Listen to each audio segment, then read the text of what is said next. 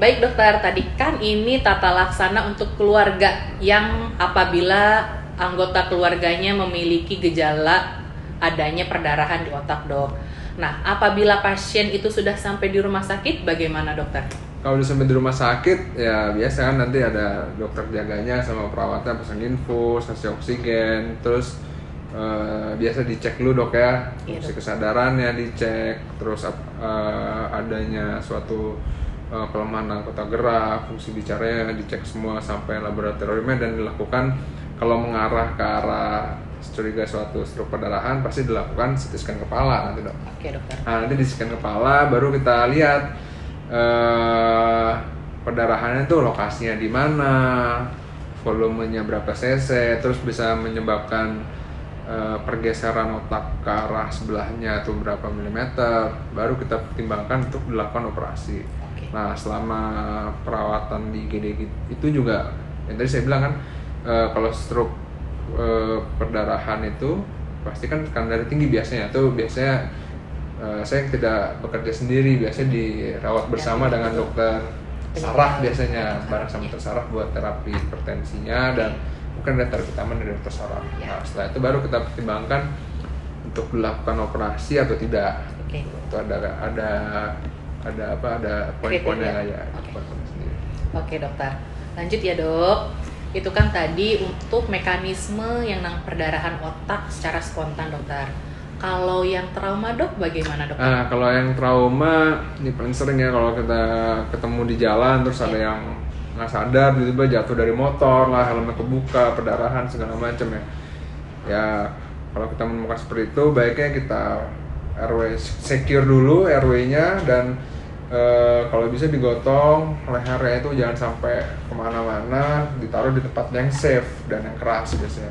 Taruh dulu di pinggir jalan, habis itu biasa cek dulu sadar atau tidak. Kalau nggak sadar kita cek lagi RW-nya apa obstruksi jalur nafasnya bagaimana, terus nafasnya bagaimana gitu. Sambil itu yang lain telepon ambulan juga gitu. Kepalanya ditinggikan lebih dari badan. Ya kalau ada oksigen lebih baik lagi. Terus kalau ada perdarahan ya kalau bisa dihentikan terus sebagai ditampon dulu, dibalut tekan. Sambil menunggu bantuan datang. Oke dokter. Siap. Oke dokter. Nah, pasien ini tadi sudah selesai dok penanganan trauma di luarnya dan tiba di rumah sakit dokter. Lanjutnya biasanya akan dilakukan tata laksana seperti apa dokter kalau pasien ada di rumah pasti sakit? Di rumah sakit kan bakal dicek lagi dok ya, dicek lagi nanti sama teman-teman di GD, biasanya cek lagi RW-nya itu ada obstruksi nafas tidak, napasnya bagaimana, terus di tensi udah pasti kan, di tensinya bagaimana, apakah ada tanda-tanda perdarahan atau tidak, ada shock atau tidak, habis itu dipasang infus. Terus kalau kita curiga ada penurunan kesadaran tanpa ada curiga suatu perdarahan hebat segala macam, berarti kita berpikir suatu adanya perdarahan trauma pada kepala dok ya.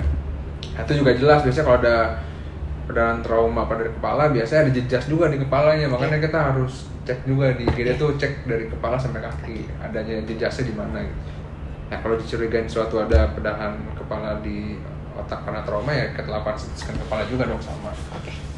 Baru kita pertimbangkan, setelah itu baru kita pertimbangkan untuk dilakukan operasi atau tidak. Baik dokter. Oke teman-teman, perbincangannya cukup sangat menarik ya. Bahkan ini terlalu menarik dan agak panjang ya. Selanjutnya ini kita akan lanjut ke sesi berikutnya tentang bagaimana sih operasi atau bagaimana sih penata laksanaan selanjutnya tentang yang namanya perdarahan di otak bersama Dr. Arya. Nanti aku sambung di sesi selanjutnya ya. Terima kasih.